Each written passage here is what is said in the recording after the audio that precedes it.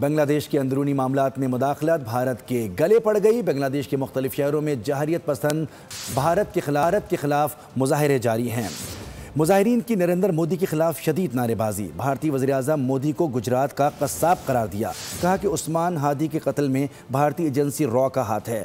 مظاہرین نے غدار وطن شیخ مجیب الرحمان کا گھر بھی نظر آتش کر دیا۔ بھارت نواز 2 میڈیا ہاؤسز بھی جلا ڈالے۔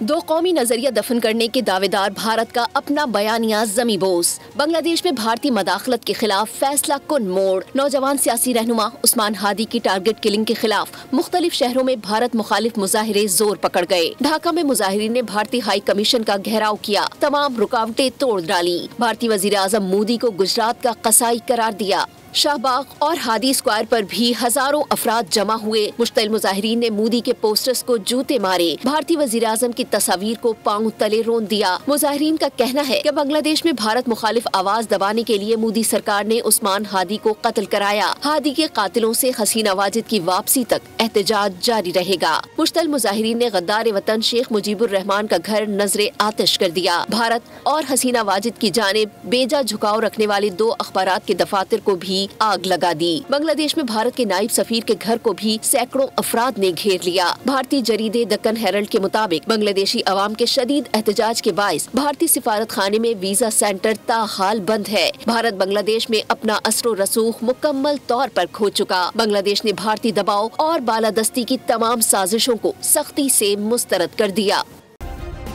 سبسکرائب کریں اور بیل دبائیں تاکہ کوئی خبر رہ نہ جائے۔